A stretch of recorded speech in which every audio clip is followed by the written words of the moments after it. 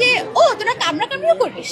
তিনি আমাকে এসে বলে, আমি যদি 20 বছর পরে তোমাকে টাইট জিন্স আর টপসে দেখি আমি তো তোমাকে চিনতেই পারবো না। কাউরে যদি বাহিরে বা মাঠে দেখে কথা বলছি, উনি এটা ভিডিও করে বলে প্রিন্সিপালের কাছে দিবে। গোপনে উনি প্রকাশ্যে করে আমাদের থ্রেড দেয় যে এটা মা বাবার কাছে দিব। ছেলে মেয়ে কথা বলতে দেখলে এটা ভিডিও করে বলে এবং ক্লাসে গিয়ে এটা প্রেমের সম্পর্কটা নেই। উনি ভিডিও করে আমাকে পরে একা করে বলে যে এই ভিডিও তোমার মায়ের কাছে দিয়ে দিই। প্রথমত আমি এই প্রতিষ্ঠানে আসি খুব আশা ভরসা নিয়ে, কিন্তু আমাদের ফিজিক্স টিচার বরুণ কুমার সাহা, যে কিনা এই প্রতিষ্ঠানের সবচেয়ে সিনিয়র টিচার, তার মানে আচরণগত যে সমস্যাগুলো, সে প্রথম থেকে মেয়েদের সাথে এমন আপত্তিকর কথা বলে, যেমন ক্লাসে প্রাক্তন স্টুডেন্টদের কথা বলে যে অমুক জায়গায় প্রাক্তন শিক্ষার্থীদের সাথে প্র্যাকটিক্যাল করতেছিল, হাঁটতে যাওয়াতে ওই প্রাক্তন ছাত্রী ওনার হাত বেঁধে দেয় এবং ক্লাস শেষে সে আমাকে তাক করে বলে যে আমার নাম যেহেতু সাদিয়া, বলে আমি সাদিয়ার কাছ থেকেও এগুলো। টিচার কিভাবে এসব কথা বলতে পারে? শুধু তাই না, শেষ সময় আমি যখন অ্যাপ্লিকেশন করি, এর আগের যে ঘটনাটা, সে আমাকে বলে এরকমই যে প্রাক্তন ছাত্রীকে নিয়ে কথা বলতেছিল, সে তার ওয়েস্টার্ন ড্রেসে দেখে। তো তিনি আমাকে এসে বলে, আমি যদি 20 বছর পরে তোমাকে টাইট জিন্স আর টপসে দেখি আমি তো তোমাকে চিনতেই পারবো না। এটা কোন ধরনের কথা হলো? একজন শিক্ষকের মুখে কি এসব কথা মানায়? আমি যখন প্রশাসনকে জানাই বিষয়গুলো, তখন প্রশাসন বলে যে আমরা একটা তদন্ত কমিটি গঠন করেছি, আমরা এটার কথা বলতেছি, কিন্তু দেখা যায় ওরা বাস্তবে কোনো।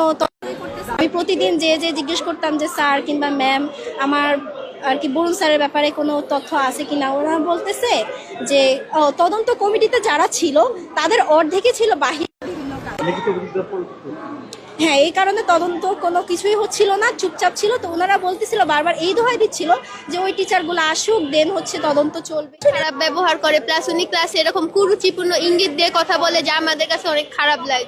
উনি কোনো মানে ছেলে আর মেয়েকে কথা বলতে দেখলে এটা সম্পর্ক টানে, প্লাস কাউরে যদি বাহিরে বা মাঠে দেখে কথা বলছি, উনি এটা ভিডিও করে বলে প্রিন্সিপালের কাছে দিবে, কিন্তু প্রিন্সিপালের কাছে উনি দেয়নি। আমরা যত খবর জানি উনি এটা নিজে কাছে রেখেছে এবং বলে গার্জেনদের দিবে। এরকম করে আমাদের অনেকবার থ্রেড দিয়েছে, ব্ল্যাকমেলও করেছে।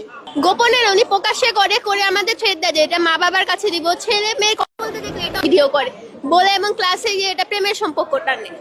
আমাদের হাফ ইয়ারলি ফার্স্ট পেপার নিত, আমি হচ্ছে আমার ক্লাসমেটের সাথে খেলছিলাম আমাদের অফ পিরিয়ডে, আমি ওর পিছিয়ে দৌড়াচ্ছিলাম আমার ছেলে ক্লাসমেটের পিছে।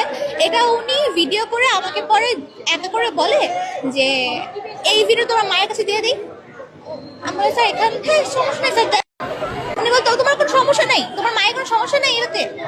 না স্যার, এখানে আমার সমস্যা কেন থাকবে, আমরা তো খেলছি এখানে, আমরা তো কোনো খারাপ কাজ করছি না। আমি বলি ও তাহলে তোমার মতো। এখানে উনি খুবই বাজে ইঙ্গিতে কথাটা বলেছে। পরে আরেকদিন হচ্ছে ক্লাসের মধ্যে আমি ম্যাথ করছিলাম, তো আমি এর আগে একটু মনোযোগ দিয়ে করার কারণে আমি ওনার আগের কথাগুলো বুঝতে পারিনি। হঠাৎ করে উনি আমাকে জিজ্ঞেস করে, ও তোমার তো মনে হয় তুমি রাতে ঘুমাতে পারো না।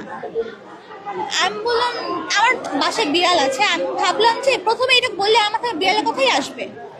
আমি বললাম জি স্যার আছে, ও কামড় টামড় দেয়, আমি বুঝতে কি জন্য আসতে পারি না, কারণ এর আগে উনি আমি বেশি অ্যাবসেন্ট থাকার কারণে উনি আমাকে অনেক কথা শুনিয়েছে।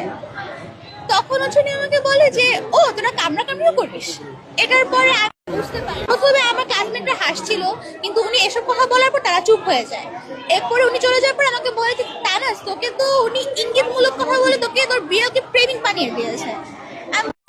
প্রেমিক বানানোর কি আছে? এরপর আমাকে বললো যে ক্লাসের মধ্যে কোনো ছেলে মেয়ে একসাথে কথা বললে, একটু কোনো কাজে হেল্প করলে, ওটাকে উনি হচ্ছে প্রেমের সম্পর্কে টেনে নিয়ে যায়।